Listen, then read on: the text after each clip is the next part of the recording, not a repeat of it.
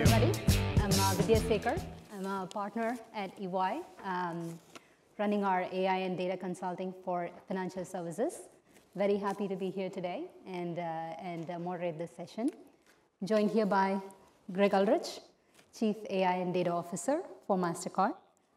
Yeah, Greg, maybe tell us a little bit about yourself, your role, Sure. and how you got here.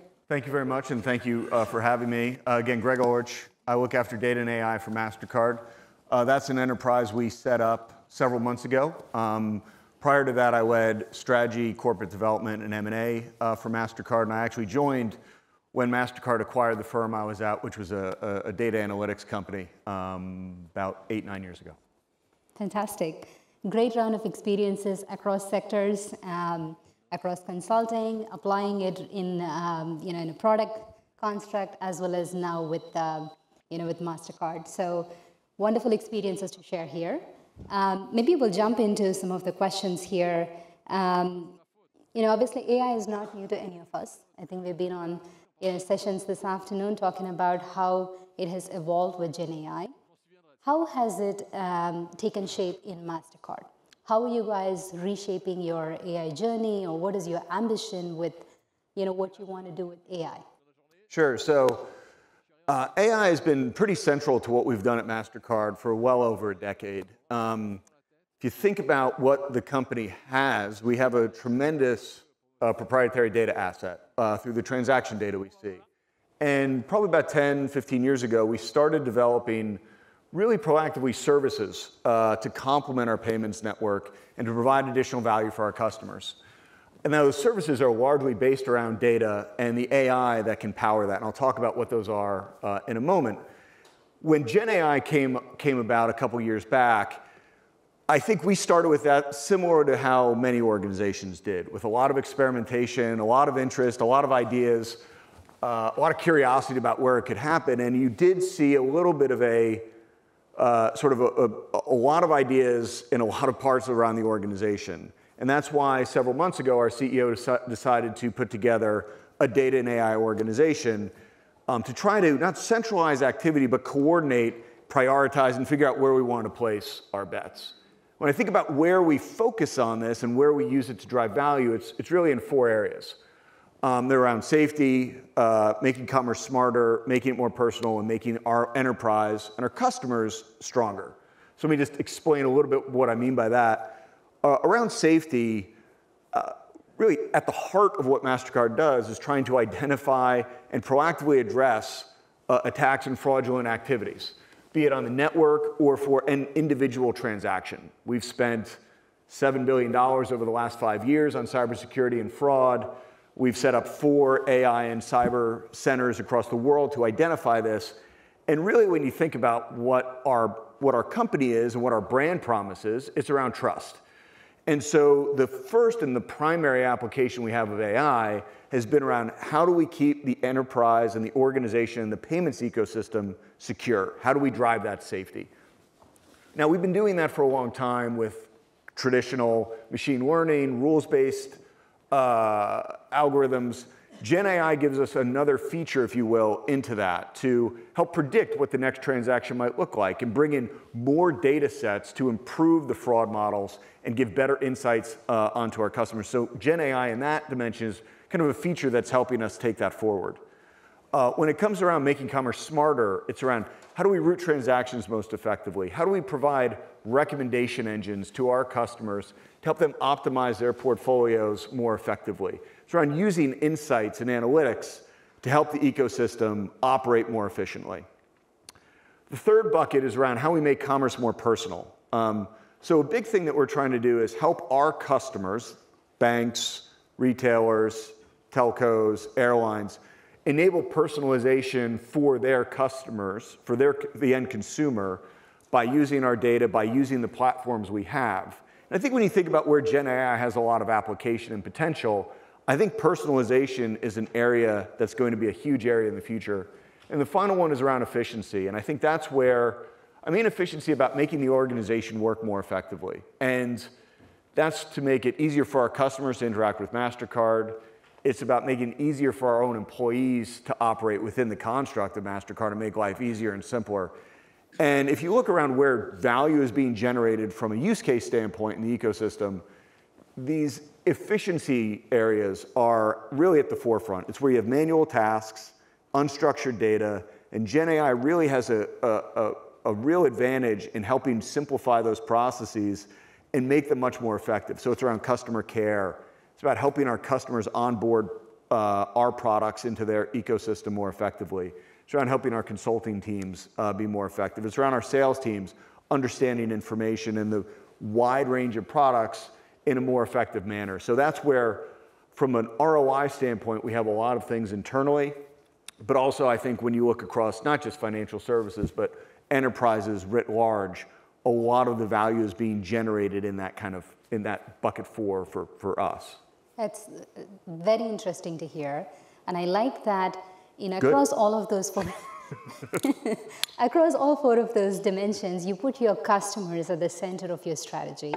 And I like that you started with safety as the first theme that you want to focus on and kind of build on the trust aspect of it. So when you look at where the technology is today and what you want to accomplish in the organization, are there any obstacles in you realizing this vision? What stands between you and actually, accomplishing this? Yeah, it's a great question. So I think we step back and look at what the risk profile we have and what we're worried about, and what I think organizations in general are worried about. It's in a few buckets. One is around, the quality of the information or the insight, the hallucination issue. For those of you that were here or watched the deepfake presentation, right? That's a scary element, but it's not just around deepfakes. It's around, are we providing the right answer? Are we providing the answer that we expect to? And are the models at the right level of efficacy? The second thing we're worried about that I think that holds us back a little bit is making sure models are unbiased. You can have inadvertent bias. You can amplify bias in models, which has a lot of challenges and things that we don't want fundamentally for the efficacy of the product, but also from a fairness and an approach to that matters quite a bit to us. There's also around making sure that you have the right protections around the data that's coming in and the data that's coming out of the models. As an organization that deals with pretty sensitive information, transaction data, customer records at times, data we get in through our open banking rails, the protection of that in the models and making sure you have provenance and security around that matters quite a bit. And then there's the issue of transparency. Do we understand how the models are working? And you see a great push in the industry right now to try to drive more transparency about how these things are working, which I think is a positive. And then finally, I think there's a challenge around cost, and there's a challenge around energy efficiency. You just saw the hyperscalers are all investing in nuclear over the last kind of 2 weeks. Yeah. It's a real challenge and a real issue in the industry. And I talk a lot about we can't have 1,000 flowers blooming, largely because the soil is so darn expensive. You have the distribution of activity, but you also have these very expensive bets if they're done inappropriately. So bringing that together, I think, is important. But for us, it's really the thing that matters most to us is ensuring we're ultimately protecting the data, the data that we have that we hold so sacrosanct, and that the outcomes and the outputs of the models are representative of that data and don't share sensitive information, but share outputs that are aligned with the data and privacy principles that we've put in place for years. And ensuring as we move into a Gen AI world that those same principles apply is what's really critical for us. Yeah, yeah. No, I think you called out on a lot of factors that, and you're not alone in this journey, right? I think when we talk to a lot of other clients, there are very similar themes of, concerns that they highlight. And financial services is a regulated industry, right? And so we often see that clients are looking at, okay, we've had AI governance for several years. Model governance has existed in financial services industry for many years. Now, how do we take that and how do we now integrate this or enhance this for considerations from a generative AI standpoint, right? So I think a lot of the themes that you said, Greg, I do see it and hear it from a lot of our other clients as well. And I think the AI in general has always had risks. There are certain risks that get amplified more when we look at generative AI. And there is a lot in the news about hallucinations, right? IP issues. So when you look at all of that, what kind of governance aspects do you consider in terms of, as you roll your first, second, third model into production? Yeah. How do you think about governance around this? Yeah, so it's a great question. I think something we spend a tremendous amount of time on. So if I back up, the thing that's helpful is, and I was in a different role in the company, ironically, but in 2019, we put in place a series of data responsibility principles and an AI governance framework, and that was in 2018, 2019. It proven to be very, very helpful because we have a lot of the things around how you manage that kind of process in place now as we're adding new elements to it. But I think of a few pieces to it. The first is sort of the overall governance framework. So when I took this job a couple months ago, we put in place an AI and data council. And so that's all the people around the organization that matter for determining how we're going to invest and how we're going to approve and launch new ideas. So it's the CTOs of different divisions, it's our CISO, it's people within legal, it's the product owners where AI has the most transformative effects. But also importantly, the person that co-chairs it with me is our Chief Privacy Officer. And it's to make sure that we have all the right governance in place to make this work and to make sure we're making decisions that have the right value for our customers, the right value for our employees, but also deal with privacy at the heart of it. We also spend a lot of time with external engagement. We find that we have a good community of people in similar roles. We speak a lot with our partners in the area and their chief privacy officers to understand how they're going about this and making sure we're sharing these practices to make sure we're on the leading edge.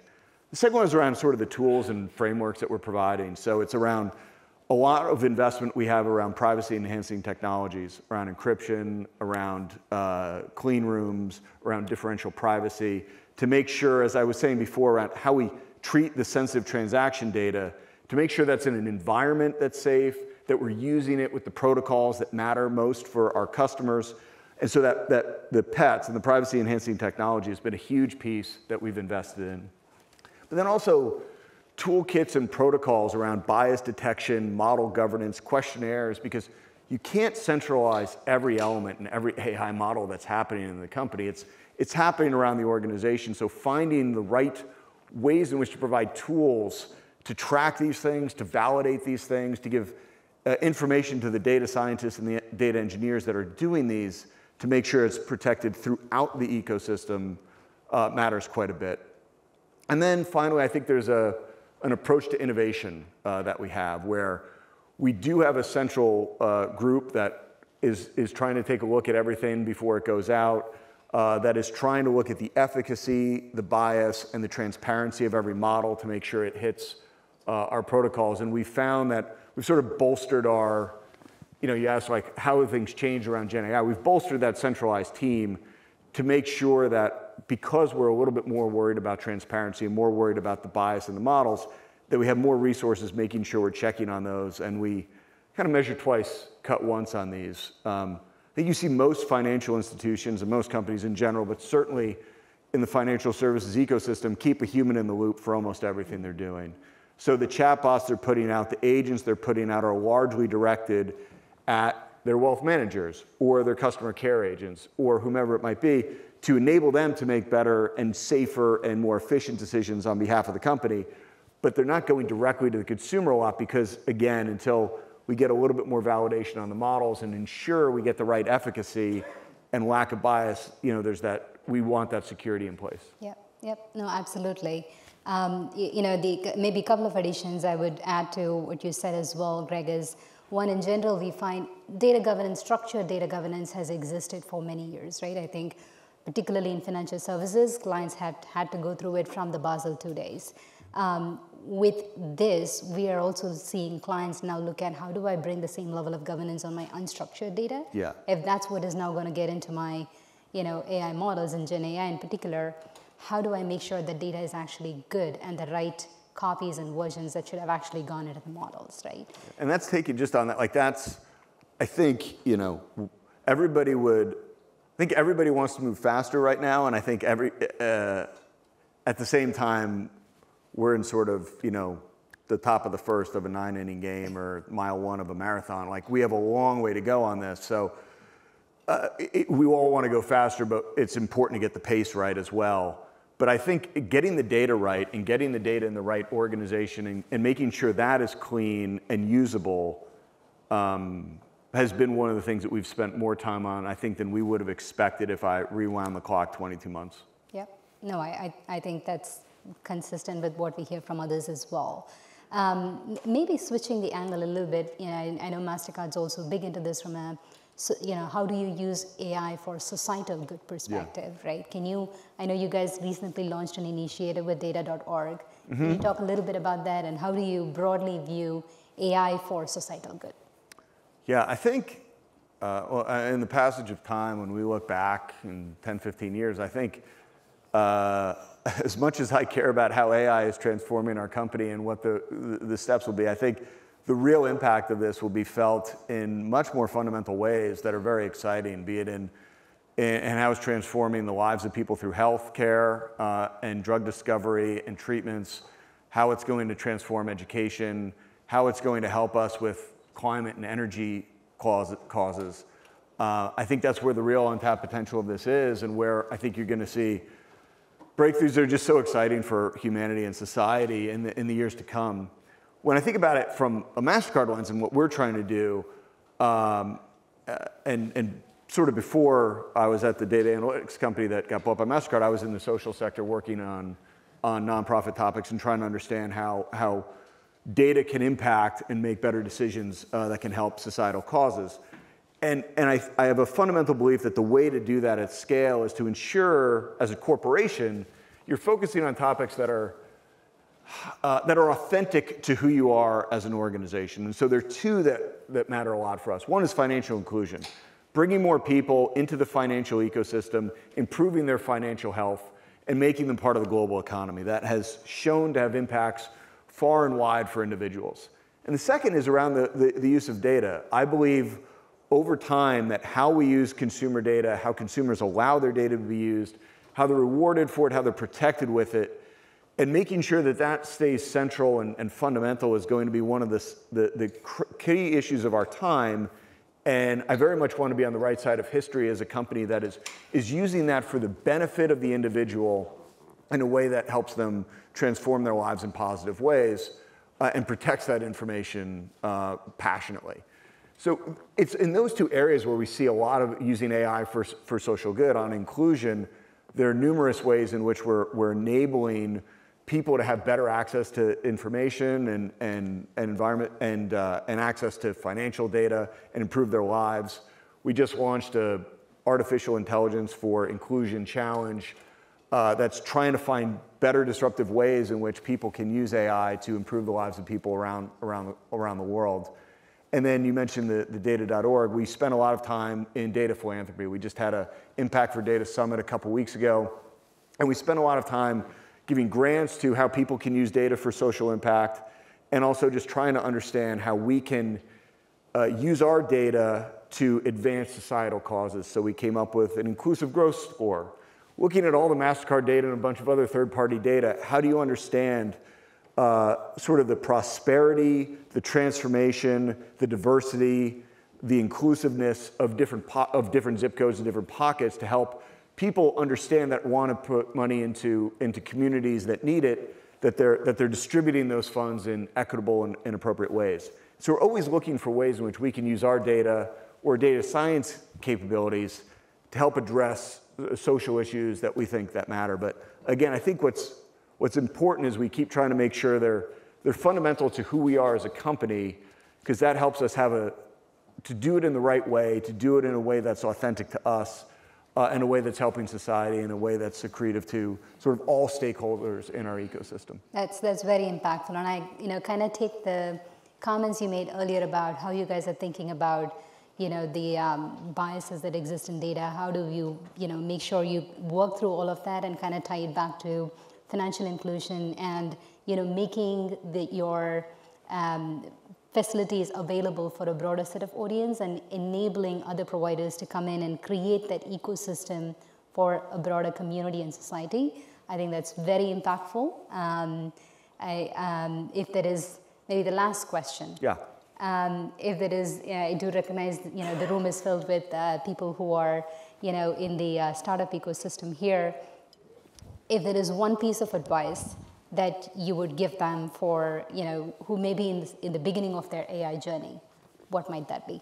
I think it's understanding how, if you're an organization providing services to enterprises, how you can help enterprises make the most value of their data in the context of AI, how you help them create domain models, how you help them tune a broader model to leverage their unique advantage and make something distinctive for that organization. If you're an enterprise, it is around the focus of what makes your organization unique and the data that you have and how you bring that to life, because I find the value, the ROI of everything we're seeing in this case goes up so dramatically when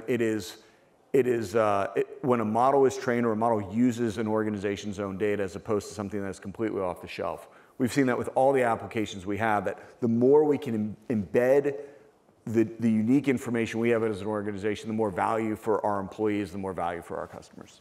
Awesome. With that, Greg, it was a pleasure sharing the stage with you. Okay. And thank you. Back to Paul. Thank you.